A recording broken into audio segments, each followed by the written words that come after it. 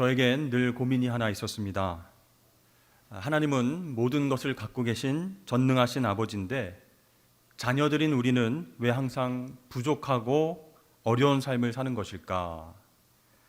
물론 때마다 좋은 것으로 채워주시기는 하지만 매번 기도할 때 응답하시지 않으니까 고민이 되는 것입니다. 그래서요, 하나님은 덧셈과 뺄셈, 기본적인 연산을 못하시는 분이실까? 자녀인 우리에게 더해주시면 하나님 나라도 풍요로워질 텐데 왜 우리 삶 가운데에 부족함을 주셔서 힘들게 하시는 것일까? 여러분은 어떻습니까? 이런 생각을 해본 적 있으십니까? 하나님께서 이스라엘 백성들을 애굽에서 구원해 주셨습니다. 그런데요, 바로 젖과 꿀이 흐르는 가나안 땅으로 인도하시지 않으시고 광야로 인도하셨습니다. 왜 그러셨을까요? 그것은 정말 척박하고 부족한 광야의 환경 속에서 하나님만을 바라보게 하심이었습니다. 이스라엘 백성들에게 구원도 주시고 복과 부와 명예와 건강 한꺼번에 다 허락하시면 참 좋을 것 같지만 그렇게 되면 이스라엘 백성들 안에 하나님이 거하실 공간이 없어지기 때문에 하나님은 광야와 같은 결핍, 부족함을 허락하셨던 것이죠. 예수님께서 산상수훈을 통해서 팔복에 대해서 선포하셨습니다. 여러분, 8가지 복의 공통점은 무엇일까요? 심령이 가난하고 애통하고 의에 줄이고 목마르고 마음이 비어있고 핍박받으면 복이 있다, 이렇게 말씀하셨죠. 한마디로 그 공통점은 결핍과 부족함입니다. 그러니까 우리 마음 가운데에 하나님이 아닌 세상 것들로 가득 차게 되면 우리가 복을 받을 수 없기 때문에 주님께서는 그것들을 빼내어라, 덜어내라, 그러면 복을 받을 것이다 라고 팔복을 통해서 말씀해 주신 것입니다. 그렇습니다. 이 팔복은요, 우리의 마음이 세상의 것들을 다 빼내고 부족한 상태가 되었을 때, 결핍의 상태가 되었을 때, 그때 우리에게 주시는 하늘의 복인 줄로 믿습니다. 예를 들어서 우리의 심령이 가난하게 되면 하나님은 그 부족한 공간 가운데 천국으로 채워주십니다. 또 우리가 마음을 깨끗이 비우고 그렇게 주님을 바라보게 되면요, 그곳에 예수 그리스도 자신을 채워주십니다. 그렇기 때문에 하나님의 우리의 인생을 향한 뺄셈에는 다 이유가 있다, 계획이 있다라는 것이죠. 오늘 본문 말씀을 통해서 하나님의 연산법칙, 뺄셈과 덧셈의 깊은 뜻을 이해하고 약할 때 강함 주시는 하나님을 만나시는 저와 여러분 되시길 주의 이름 축복합니다. 사람들은요, 원래 완벽을 추구합니다. 하지만 안타깝게도 완벽한 사람은 이 세상에는 없습니다. 단지 완벽해 보일 뿐이라는 것이죠. 그래서 저나 여러분이나 부족한 부분, 연약한 부분, 약점이 저마다 있다라는 것입니다. 대한민국 제1호 커뮤니케이션 박사인 김은성 KBS 아나운서가 있습니다. 그분이 아나운서 시험에 합격한 이야기가 너무나 놀랍습니다. 그는 그날을 위해서 모든 것을 다 쏟아부으면서 준비를 했습니다. 그런데 정말 치명적인 문제가 발생했습니다. 그것은 입이 돌아가는 구안화사에 걸린 것이죠. 여러분, 아나운서의 생명이 무엇입니까? 말하는 것이죠. 그리고 얼굴 표정입니다. 그런데 얼굴이 한쪽으로 돌아가는 구안화사는요, 정말 치명적인 약점이 아닐 수가 없는 것이죠. 그 병으로 인해서 발음이 세게 되고 표정이 이렇게 일그러지게 되는데 그런 사람을 누가 아나운서로 뽑겠습니까? 하지만 그는 고민 끝에 면접을 강행하기로 결심했습니다. 떨어질 것 각오하고 떨리는 마음으로 대기실에서 기다렸습니다. 드디어 차라게 되어서 면접실로 들어갔는데요, 면접관 3명이 동시에 그의 얼굴을 보고 깜짝 놀랐습니다. 면접관 대표는요, 얼굴에 대한 사연을 물어봤고 어떻게 면접에 오게 되었는지 물어봤습니다. 그때 그는 구안화사에 걸려서 이렇게 됐다라고 얘기를 했어요. 그러자 면접관이 이렇게 말합니다. 자네는 그 얼굴을 하고 어떻게 아나운서가 되려고 하는가? 일시적인 현상이라고 해도 아나운서의 생명은 자기 관리인데 그렇게 자기 관리가 소홀해서 뉴스하다가 다시 얼굴이 돌아가기라도 하면 어떻게 하려고 그러나 이 면접관 대표가 불합격 통보를 하려고 했습니다. 그런데요, 그때 그는 물러서지 않고 자신의 의견을 당당하게 얘기했습니다. 저는 지금 일시적으로 얼굴이 돌아갔지만 이 얼굴은 조금 지나면 정상으로 돌아올 것입니다. 면접관님들도 인생에서 어려운 순간들이 있지 않았습니까? 그때 포기하셨더라면 오늘 이 자리에 없었을 것입니다. 제가 비록 이런 상황이지만 얼마나 이 직업에 대한 사랑과 열정이 있으면 이렇게 면접 자리에 나왔겠습니까? 뽑아주신다면 최선을 다해서 일해보겠습니다. 나중에 김은성 아나운서가 들은 이야기에 의하면 그 이야기를 한순간 면접관 중에서 가장 상관이었던 분이 그 얘기를 듣고 자신의 경험이 떠올랐다고 합니다. 왜냐하면 자신도 방송국에 처음 입사시험 볼 때 구안하사에 걸렸던 경험이 있었던 거예요.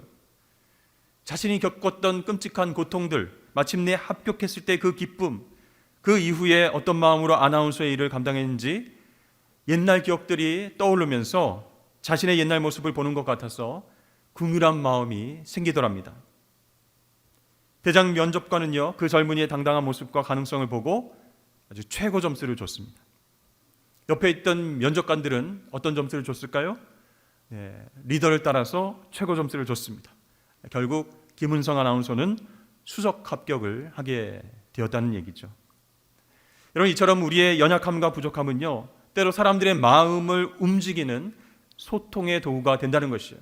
왜냐하면 모든 사람들이 다 연약함이 있기 때문입니다. 약점이 있기 때문입니다. 입이 돌아간 사람이 아나운서 시험에 수석 합격하는 것, 그것은 불가능한 일일 것입니다. 하지만 그 부족함과 연약함을 부끄러워서 숨기지 아니하고 당당하게 말했을 때 그것이 오히려 사람의 마음을 움직이고 소통을 이뤄낼 수 있었던 것이다 라는 것이죠. 그렇습니다. 우리가 갖고 있는 연약함, 약점이 있지만 그것을 숨길 필요는 없습니다. 하나님께서 그것을 통해서 강함을 선물해 주시고 하나님의 인도하심을 받을 수 있는 길을 열어주시기 때문이죠. 우리가 잘 아는 모세는 어떻습니까? 40세에 사람을 쳐서 죽이고 광야로 도망쳤습니다. 40년 동안 광야에서 무명인으로 살아가야 했습니다. 애굽의 왕조였던 그가 장인 이드로의 양을 맡아서 그렇게 양을 치며 살아가게 됩니다. 양을 치면서 시내산에 올라가기도 하고 네게부 사막 일대를 모두 다녔습니다. 그 사막 환경 가운데 익숙해져서 그는 가시덤불이 간혹가다 불타는 모습, 그 모습을 수없이 많이 봤을 것입니다. 그러나 그의 눈에는요, 단 한 번도 그 불길이 제대로 보인 적이 없었습니다. 왜냐하면 80세가 되기 전까지 모세는요, 자신의 힘이 남아있기 때문에 자신의 힘과 노력으로 광야의 힘든 환경을 극복해 보려고 노력했기 때문입니다. 자신이 피워놓은 가능성의 불 때문에 보이지 않았던 그 가시덤불의 불이 이제 보이기 시작했어요. 언제요? 80이 넘어서 힘이 빠지고 연약해져서 다시 애굽으로 돌아갈 수 없다.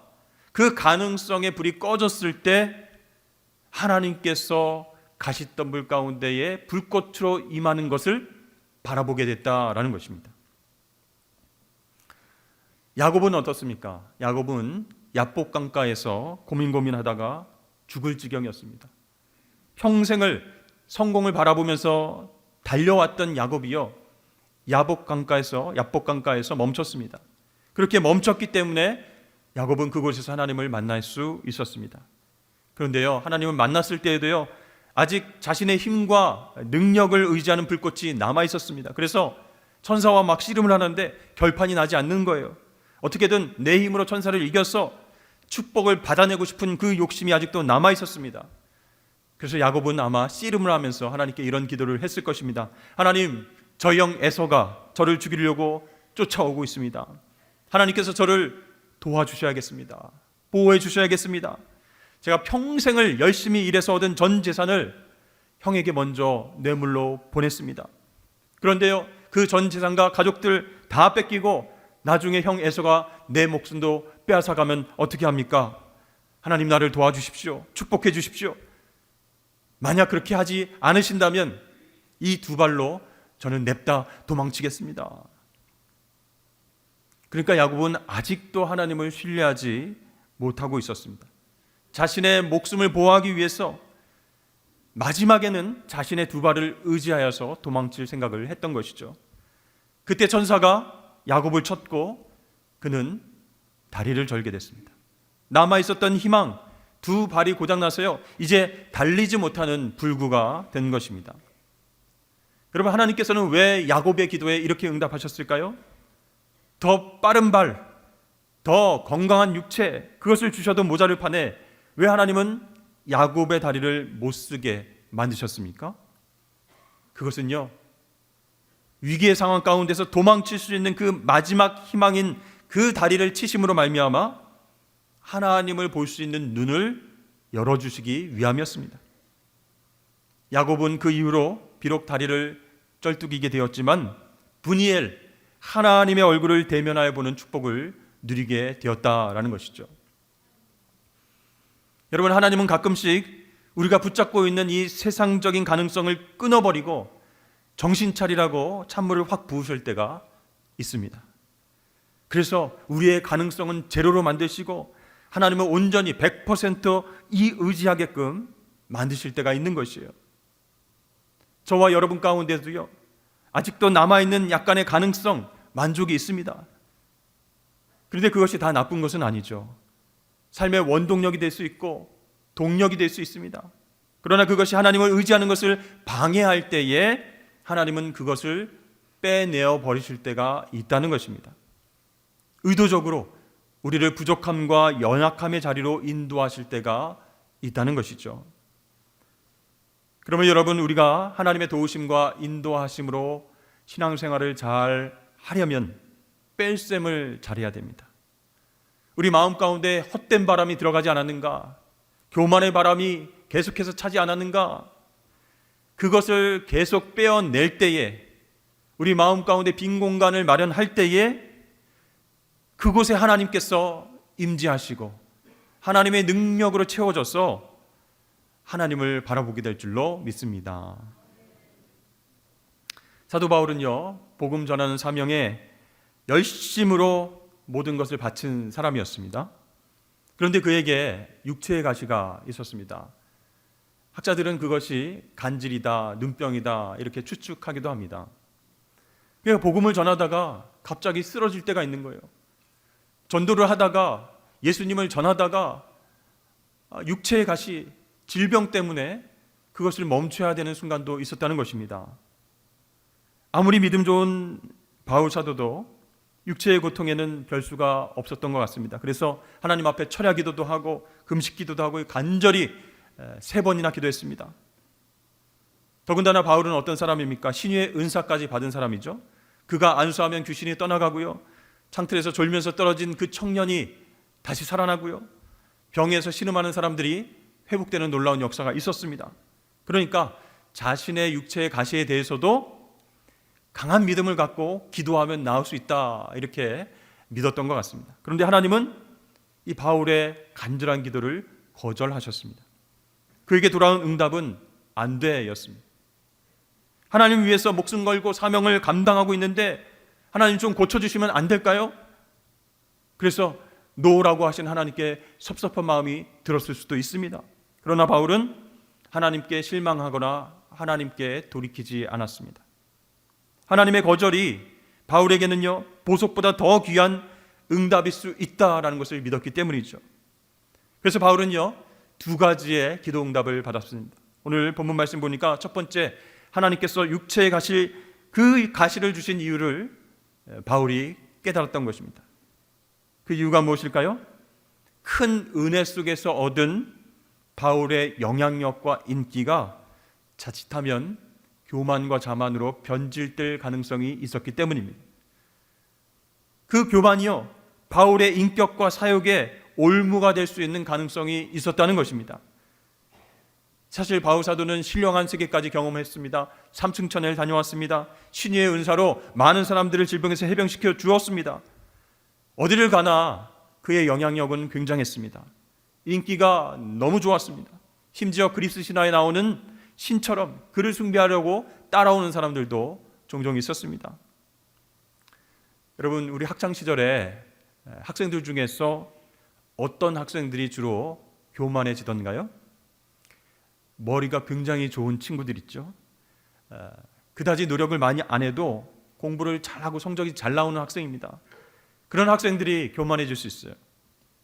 또 부모님 때문에 어려움과 결핍을 한 번도 경험하지 못하고 모든 것을 다 풍요롭게 누려본 그런 학생들이 교만해질 가능성이 있습니다. 영적으로도 마찬가지입니다. 하나님께서 나에게 부어주신 그 은혜보다 내가 가진 능력과 내가 가진 지식이 더 많다, 크다라고 생각을 할 때에 그때 우리 마음 가운데는 하나님의 계실 공간이 줄어들게 되는 것이죠. 그러면 교만하게 된다는 것입니다. 자, 사도 바울이요, 지금까지 헌신과 열정으로 복음 전하는 사명 잘 감당했는데 그도 사람인지라 다윗처럼 솔로몬처럼 교만이 틈타서 넘어질 위험성이 있었다라는 것입니다. 그것을 하나님께서 잘 알고 계셨기 때문에 바울에게서 육체의 가시를 걷어가지 않으셨던 것이죠. 철로 역정을 썼던 존 버녀는 이렇게 말했습니다. 하나님께서 덧셈을 하실 때는 뺄셈을 하시고 뺄셈을 하실 때는 덧셈을 하신다. 그런 말을 했어요. 하나님의 수학 공식은 우리의 것과 다르다는 것이에요. 우리들은 어떻게 생각합니까? 덧셈이 계속 일어나야, 더해져야 불어나는 줄 알고 축복을 받는 줄을 압니다. 그러나 하나님의 공식은 틀려요.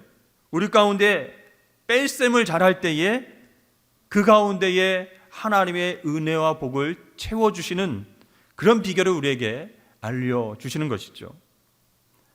여러분, 하나님 앞에서 날마다 엎드려 기도하지만 여러분 가운데 여전히 가시가 남아있다면 그것을 통해서 하나님의 은혜와 사랑을 풍성히 경험할 수 있는 기회로 삼으실 수 있기를 주의 이름으로 축복합니다. 두 번째로 사도 바울이 응답받은 것은 무엇인가? 약한 데서 강함을 얻는 하나님의 능력을 체험했습니다. 간절히 간구하는 바울에게 하나님의 음성이 들렸습니다. 오늘 9절 말씀 보니까 내 은혜가 내게 족하도다. 이는 내 능력이 약한 데서 온전하여 짐이라. 이렇게 말씀하셨어요. 병 낫기를 위해서 간절히 기도하던 바울은요, 예전에는 몰랐던 영적인 비밀을 깨닫게 되었습니다. 지금까지 자신의 육체를 찌르는 그 가시 때문에 내 영혼이 약해지고 내 육신도 약해지게 되는구나 라고 생각을 했습니다. 그리고 주위 사람들의 시선을 의식했어요. 자기의 병 하나도 해결 못하는 주제에 남의 병을 위해서 안수하고 기도하냐? 이렇게 사람들이 비웃는 것 같아서 신경 쓰였습니다. 그런데 오늘 하나님의 응답을 받고 나니까 그게 아니었다라는 것이에요. 내가 약할 그때에 곧 강함이다. 그렇게 하나님께서 말씀하셨어요. 아, 그렇구나. 하나님은 스스로 강하다고 여기는 사람은 사용하지 않으시는구나 깨달았어요. 아, 하나님은 스스로 잘 안다고 고개 드는 사람을 사용하지 않으시는구나. 또 하나님은 스스로 많이 가졌다, 부유하다라고 말하는 사람을 사용하지 않으시는구나 깨달았습니다. 그러면 어떤 사람을 사용하시는가?